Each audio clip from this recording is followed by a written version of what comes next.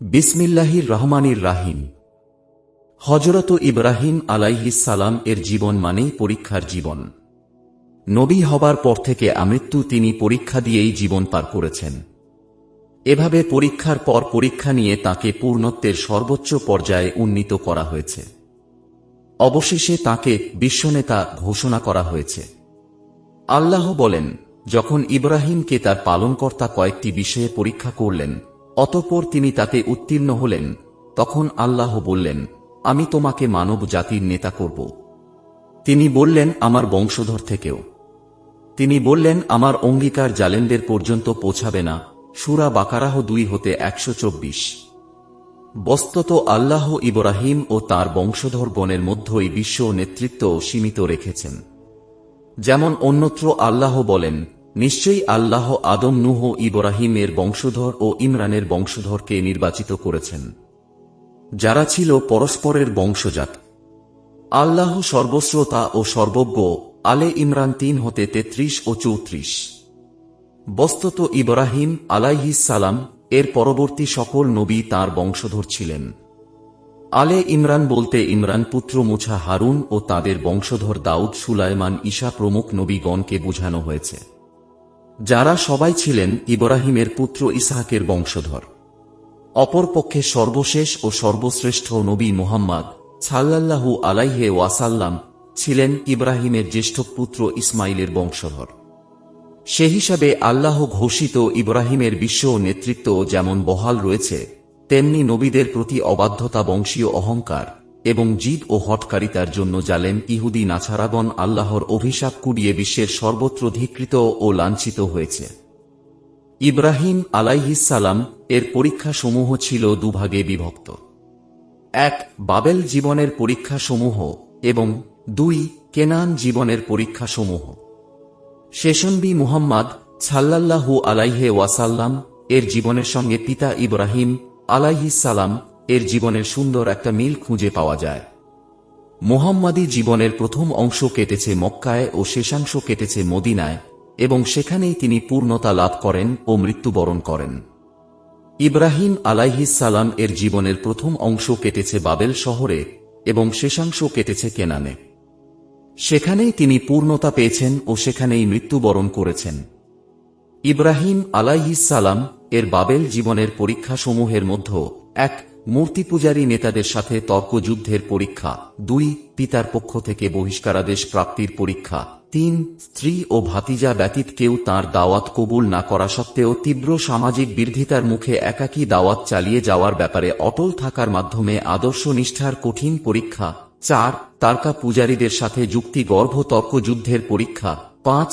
কেন্দ্রীয় দেব মন্দিরে ঢুকে মূর্তি ভাঙ্গার মতো দুঃসাহসিক পরীক্ষা, 6. অবশেষে রাজ দরবারে পৌঁছে সরাসরি সম্রাটের সাথে তর্কযুদ্ধে অবতীর্ণ হওয়ার পরীক্ষা এবং বিনিময়ে 7.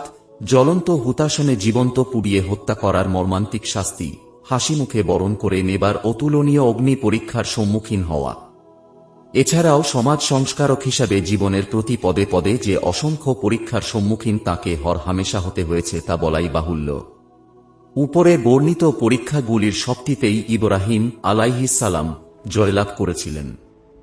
প্রথম পরীক্ষা, দুর্ভিক্ষে পতিত হয়ে মিশর গমন। কেনানী জীবনে তার প্রথম পরীক্ষা হল কঠিন দুর্ভিক্ষে তাড়িত হয়ে জীবিকার সন্ধানে মিশরে হিজরত করা। এ বিষয়ে পূর্বেই আলোচনা করা হয়েছে। দ্বিতীয় পরীক্ষা, সারাকে অপহরণ। মিশরে গিয়ে সেখানকার লম্পট সম্রাট ফেরাউনের কুদৃষ্টিতে পড়ে স্ত্রী সারাকে অপহরণের মর্মান্তিক পরীক্ষা। তৃতীয় পরীক্ষা, হাজেরাকে মক্কায় নির্বাসন। মিশর থেকে ফিরে কেনানে আসার অনেক বছর কাল পরে প্রথম সন্তান ইসমাইলের জন্ম লাভ হয়, কিন্তু কিছু দিনের মধ্যেই তিনি শিশু সন্তান ও তার মা হাজেরাকে মক্কার বিজন পাহাড়ি উপত্যকায় নিঃসঙ্গভাবে রেখে আসার এলাহী নির্দেশ লাভ করেন। বস্তুত এটা ছিল অত্যন্ত মর্মান্তিক পরীক্ষা।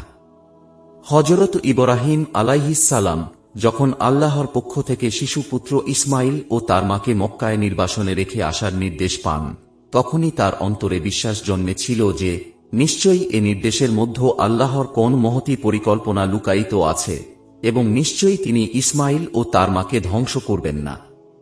অতঃপর এক থলে খেজুর ও এক মশক পানি সহ তাদের বিজন ভূমিতে রেখে যখন ইব্রাহিম আলাইহিস সালাম একাকী ফিরে আসতে থাকেন। তখন বেদনাবৃষিত স্ত্রী হাজেরা ব্যাকুলভাবে তার পিছে পিছে আসতে লাগলেন আর স্বামীকে এর কারণ জিজ্ঞেস করতে থাকেন। কিন্তু বুকে বেদনার পাষাণ বাঁধা ইব্রাহিমের মুখ দিয়ে কোনো কথা বেরুল না। তখন হাজেরা বললেন, আপনি কি আল্লাহর হুকুমে আমাদেরকে এভাবে ফেলে যাচ্ছেন? ইব্রাহিম ইশারায় বললেন, হ্যাঁ। তখন সম্বিত ফিরে পেয়ে অটল বিশ্বাস ও দৃঢ় মনোবল নিয়ে হাজেরা বলে উঠলেন, তাহলে আল্লাহ আমাদের ধ্বংস করবেন না। ফিরে এলেন তিনি সন্তানের কাছে। 2-1 দিনের মধ্যেই ফুরিয়ে যাবে পানি ও খেজুর। কি হবে উপায়? খাদ্য ও পানি বিহনে বুকের দুধ শুকিয়ে গেলে কচি বাচ্চা কি খেয়ে বাঁচবে?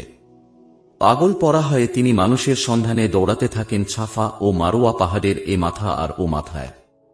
এভাবে 7ম বারে তিনি দূর থেকে দেখেন যে বাচ্চার পায়ের কাছ থেকে মাটির বুক চিরে বেরিয়ে আসছে ঝর্ণার ফল্গুধারা, জিব্রাইল আলাইহিস সালামের পায়ের গুডালি বা তার পাখার আঘাতে যা সৃষ্টি হয়েছিল। আল্লাহ সর্বজ্ঞা জ্ঞাত। ছুটে এসে বাচ্চাকে কোলে নিলেন, অসীম মমতায় স্নিগ্ধ পানি পান করে আল্লাহর শুকরিয়া আদায় করলেন। হঠাৎ অদূরে একটি আওয়াজ শুনে তিনি চমকে উঠলেন। উনি জিব্রাইল বলে উঠলেন, আপনারা ভয় পাবেন না, এখানেই আল্লাহর ঘর। এই সন্তান ও তার পিতা এ ঘর সত্বর পুনর্নির্মাণ করবেন। আল্লাহ তাঁর ঘরের বাসিন্দাদের ধ্বংস করবেন না। বলেই শব্দ মিলিয়ে গেল। অতঃপর শুরু হল ইসমাইলি জীবনের নব অধ্যায়। পানি দেখে পাখি আসল, পাখি ওরা দেখে ব্যবসায়ী কাফেলা আসল। তারা এসে পানির মালিক হিসাবে হাজেরার নিকটে অনুমতি চাইলে তিনি এই শর্তে মঞ্জুর করলেন যে আপনাদের এখানে বস্তি স্থাপন করতে হবে। বিনা পয়সায় এই প্রস্তাব তারা সাগ্রহে কবুল করল। এরাই হল ইয়ামান থেকে আগত বনু জুরহুম গোত্র। বড় হয়ে ইসমাইল এই গোত্রে বিয়ে করেন। এরাই কাবা গৃহের খাদেম হন এবং এদের শাখা গোত্র কুরাইশ বংশে শেষ। নবী মুহাম্মদ সাল্লাল্লাহু আলাইহি ওয়াসাল্লাম এর আগমন ঘটে। ওদিকে ইব্রাহিম আলাইহিস সালাম যখন স্ত্রী ও সন্তানকে রেখে যান তখন হাজেরার দৃষ্টির আড়ালে গিয়ে আল্লাহর কাছে প্রার্থনা করেন এই বলে, হে আমাদের পালনকর্তা, আমি আমার পরিবারের কিছু সদস্যকে তোমার মর্যাদা মণ্ডিত গৃহের সন্নিধ্যে চাষাবাদহীন উপত্যকায় বসবাসের জন্য রেখে যাচ্ছি। হে প্রভু, যাতে তারা ছালাত কায়েম করে। অতএব কিছু লোকের অন্তরকে তুমি এদের প্রতি আকৃষ্ট করে দাও এবং তাদেরকে ফল ফলাদি দ্বারা রুজি দান করো। সম্ভবত তারা কৃতজ্ঞতা প্রকাশ করবে। চতুর্থ পরীক্ষা, খতনাকরণ। ইব্রাহিমের প্রতি আদেশ হল খতনা করার জন্য। এ সময় তাঁর বয়স ছিল অনুমানিক 80 বছর। হুকুম পাওয়ার সাথে সাথে দেরি না করে নিজেই নিজের খাতনার কাজ সম্পন্ন করলেন। বিনা দ্বিধায় এই কঠিন ও বেদনাদায়ক কাজ সম্পন্ন করার মধ্যে আল্লাহর হুকুম দ্রুত পালন করার ও এ ব্যাপারে তাঁর কঠোর নিষ্ঠার প্রমাণ পাওয়া যায়। খাতনার এই প্রথা ইব্রাহিমের অনুসারী সকল ধর্মীয় গোষ্ঠীর মধ্যে আজও চালু আছে। বস্তুত খাতনার মধ্যে যে অফুরন্ত কল্যাণ নিহিত রয়েছে, চিকিৎসা ও স্বাস্থ্য বিজ্ঞানীগণ তা অকুণ্ঠচিত্তে স্বীকার করেছেন। এর ফলে খাতনাকারীগণ অসংখ্য অজানা রোগ ব্যাধি হতে মুক্ত রয়েছেন এবং সুস্থ জীবন লাভে ধন্য হয়েছেন। এটি মুসলিম এবং অমুসলিমের মধ্যে একটি স্থায়ী পার্থক্য বটে। পঞ্চম পরীক্ষা, পুত্র কুরবানি। একমাত্র শিশুপুত্র ও তার মাকে মক্কায় রেখে এলেও ইব্রাহিম আলাইহিস সালাম মাঝে মধ্যে সেখানে যেতেন ও দেখাশোনা করতেন। এভাবে ইসমাইল 13 কি 14 বছর বয়সে উপনীত হলেন এবং পিতার সঙ্গে চলাফেরা করার উপযুক্ত হলেন। বলা চলে যে ইসমাইল যখন বৃদ্ধা পিতার সহযোগী হতে চলেছেন এবং পিতৃহৃদয় পুরোপুরি জুড়ে বসেছেন, ঠিক সেই সময় আল্লাহ ইব্রাহিমের মহব্বতের কুরবানি কামনা করলেন।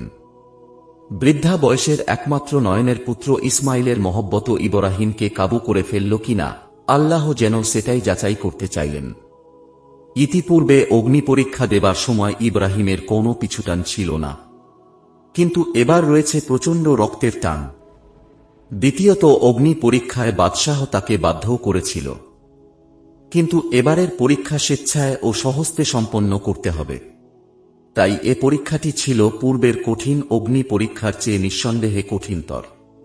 সূরা ছাফফাত 102 আয়াত হতে 109 আয়াত পর্যন্ত এ বিষয়ে বর্ণিত ঘটনাটি নিম্নরূপ।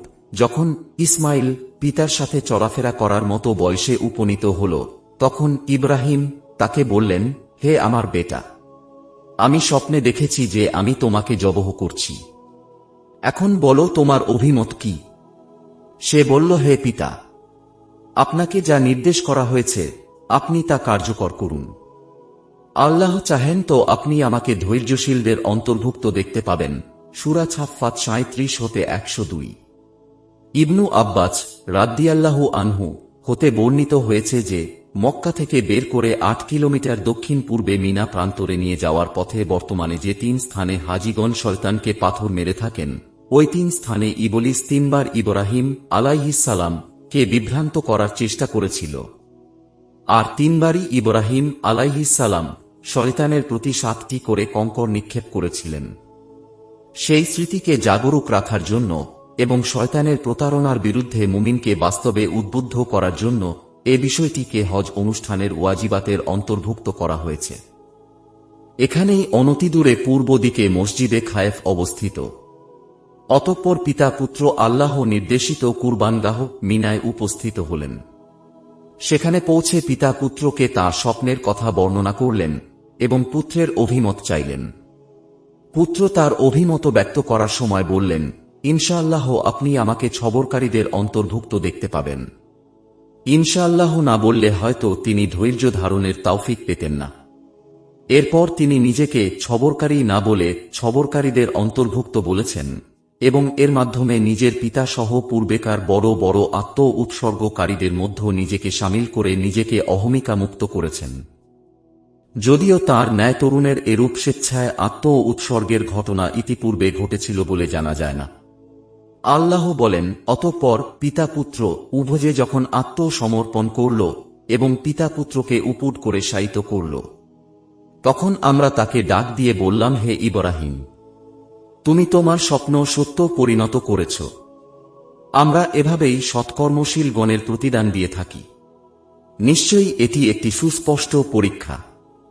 আর আমরা তার পরিবর্তে একটি মহান জবহ প্রদান করলাম এবং আমরা এ বিষয়টি পরবর্তীদের মধ্যে রেখে দিলাম।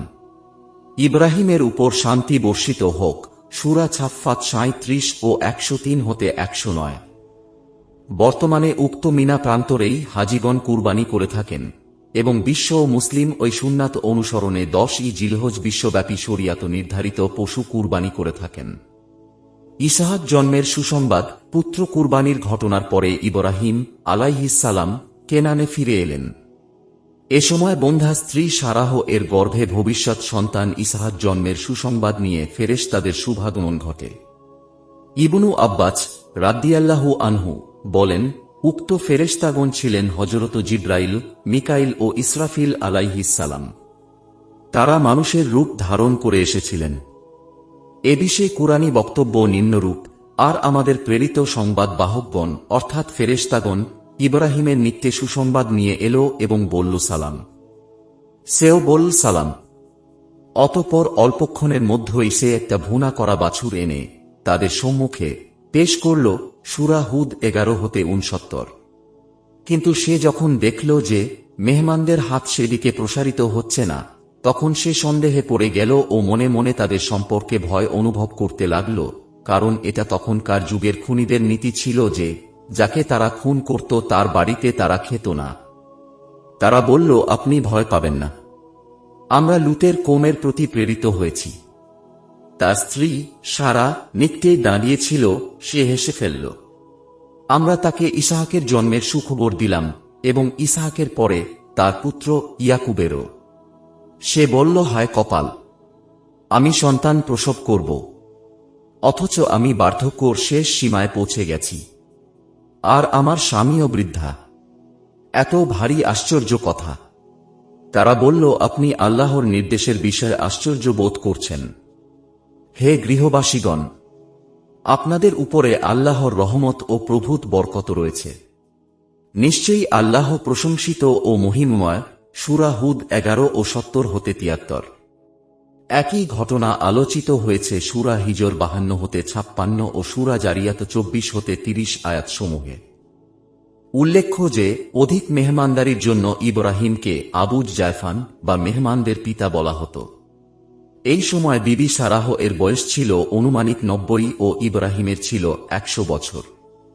আল্লাহ সর্বজ্ঞা জানেন, সারাহ নিজেকে বন্ধা মনে করতেন এবং সে কারণেই সেবিকা হাজেরাকে স্বামীর জন্য উৎসর্গ করেছিলেন ও তার সাথে বিবাহ দিয়েছিলেন সন্তান লাভের জন্য। অথচ সেই ঘরে ইসমাইল জন্মের পরেও তাকে তার মা সহ মক্কায় নির্বাসনে রেখে আসতে হয় আল্লাহর হুকুমে। ফলে সংসার ছিল আগের মতোই নিরানন্দময়। কিন্তু আল্লাহর কি অপূর্ব লীলা! তিনি শুষ্ক নদীতে বান ডাকাতে পারেন। তাই নিরাশ সংসারে তিনি আশার বন্যা ছুটিয়ে দিলেন। যথাসময়ে ইসহাকের জন্ম হল, যিনি পরে নবী হলেন এবং তাঁরই পুত্র ইয়াকুবের বংশধারায় ঈসা পর্যন্ত বিশ্বের বিভিন্ন প্রান্তে হাজার হাজার নবী প্রেরিত হলেন। ফলে হতাশ ও বন্ধা নারী সারাহ এখন কেবল ইসহাকের মা হলেন না, বরং তিনি হলেন হাজার হাজার নবীর মা বা উম্মুল আম্বিয়া। ওদিকে মক্কায় ইসমাইলের বয়স তখন 13 কি 14 বৎসর, যাকে বলা হয়ে থাকে আবুল আরব বা আরব জাতির পিতা।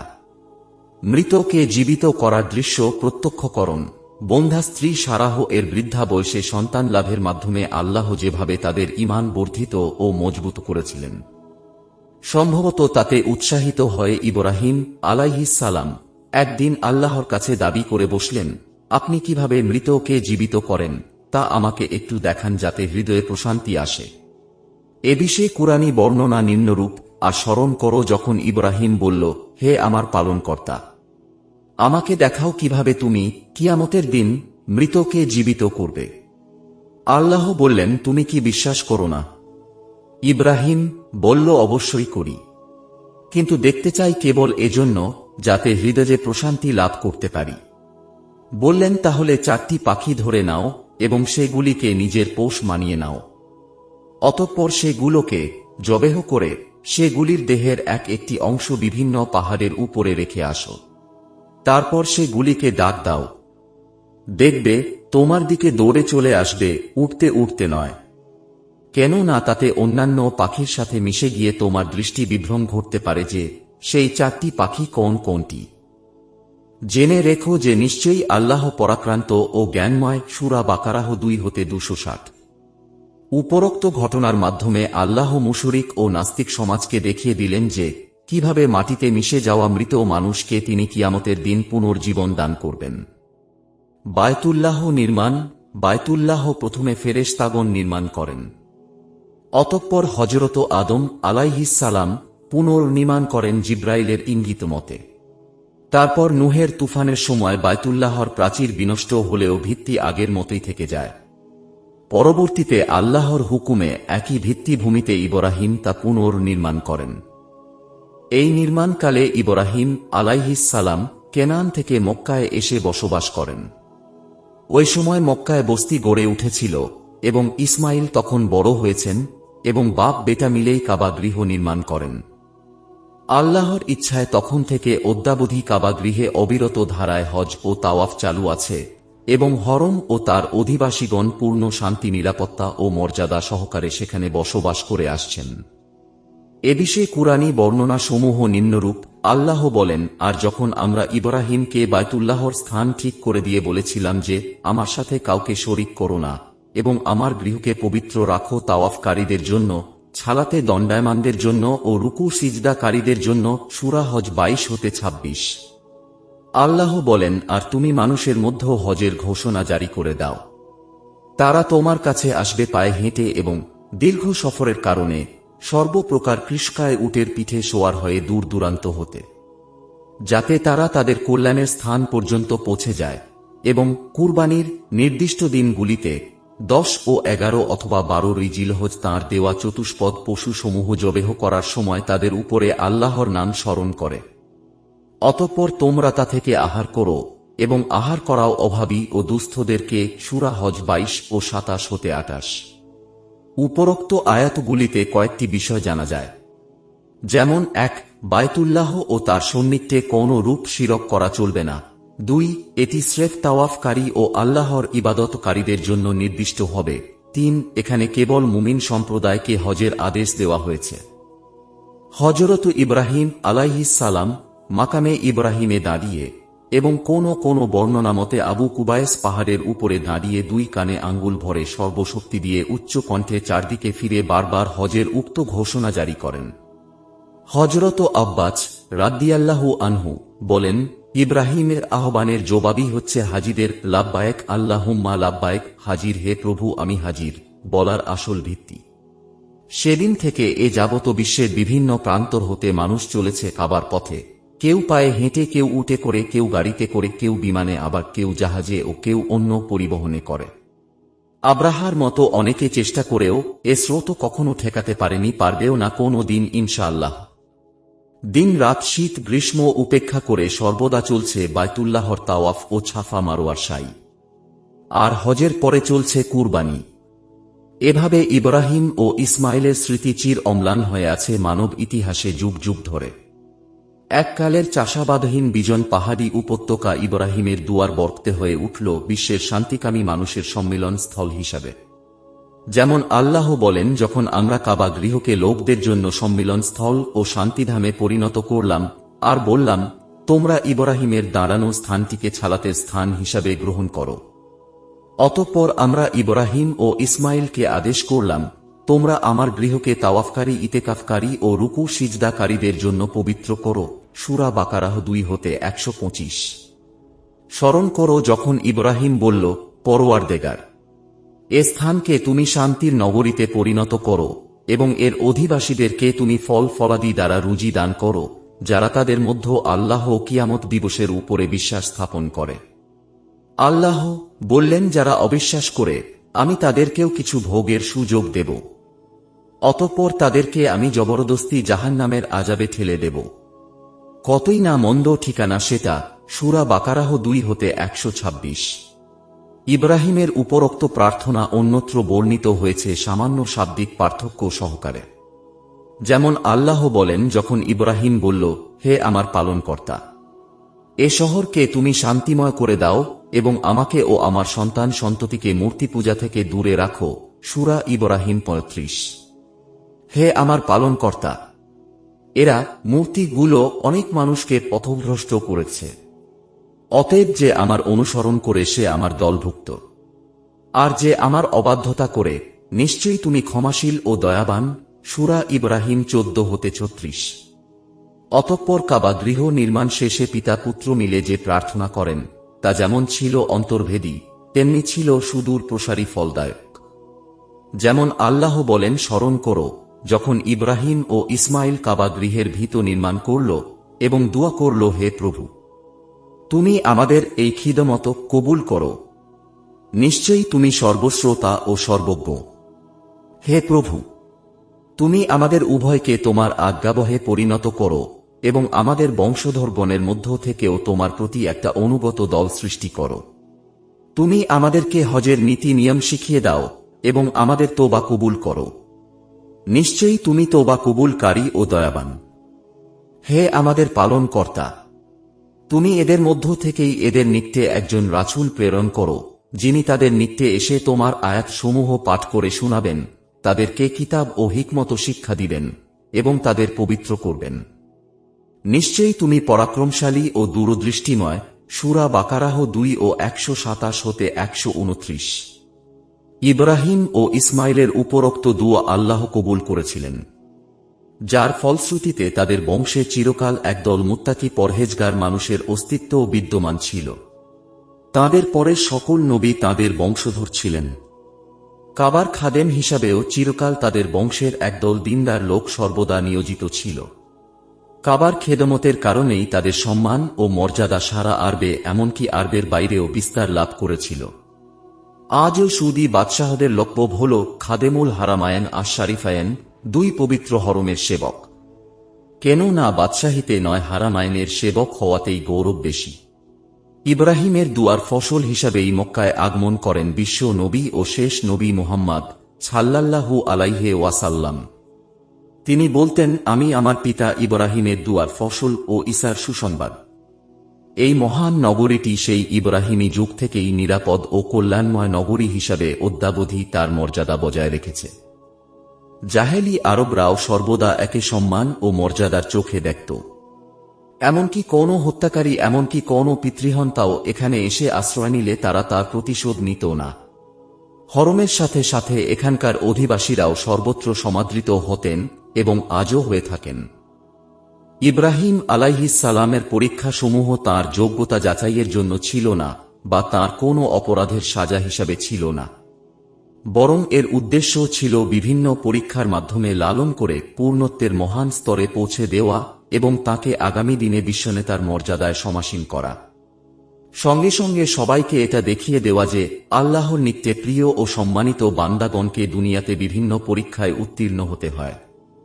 আল্লাহ সুন্দর গুণাবলীর মধ্যে তার পালনকর্তা গুণটিকে খাঁজ করে বলার মধ্যে স্বীয় বন্ধুর প্রতি স্নেহ ও তাকে বিশেষ অনুগ্রহে লালন করার প্রতি ইঙ্গিত রয়েছে। এক্ষণে তার পরীক্ষার সংখ্যা কত ছিল সে বিষয়ে কুরআন নির্দিষ্টভাবে কিছু উল্লেখ করেনি, কেবল বলেছে অনেকগুলি বাণী দ্বারা। সূরা বাকারাহ 2-124, অর্থাৎ শরিয়াতের বহুবিধ আদেশ ও নিষেধ সমূহ দ্বারা। কালেমাত শব্দটি বিবি মারিয়ামের জন্য ব্যবহৃত হয়েছে, যেখানে বলা হয়েছে মারিয়াম তার পালনকর্তার বাণী সমূহকে সত্য পরিণত করেছিল। সূরা তাহরিম। ইব্রাহিম আলাইহিস সালাম এর জীবনে পরীক্ষার সংখ্যা কত ছিল এরূপ এক প্রশ্নের জবাবে ইবনু আব্বাস রাদিয়াল্লাহু আনহু বলেন, ইসলামের 30টি অংশ রয়েছে, যার 10টি সূরা তোবায় 112 আয়াতে, 10টি সূরা মুমিনুনে 1-9 আয়াতে ও সূরা মাআরিজে 22-34 আয়াতে এবং বাকি 10টি সূরা আহজাবে 35 আয়াতে বর্ণিত হয়েছে, যার সব কোটি ইব্রাহিম আলাইহিস সালাম পূর্ণ করেন। অতঃপর আল্লাহ তাকে সনদ দিয়ে বলেন, ইব্রাহিমের সহিফায় যিনি আনুগত্যর অঙ্গীকার পূর্ণ করেছিলেন। সূরা নাজম 53-37। বস্তুত পরীক্ষাসমূহের সংখ্যা বর্ণনা করা কিংবা ইব্রাহিমের সূক্ষ্মদর্শিতা ও জ্ঞানের গভীরতা যাচাই করা এখানে মুখ্য বিষয় নয়, বরং আল্লাহর প্রতি তাঁর আনুগত্যশীলতা ও নিখাদ আত্মসমর্পণ এবং কার্যক্ষেত্রে তাঁর চারিত্রিক দৃঢ়তা যাচাই করাই ছিল মুখ্য বিষয়।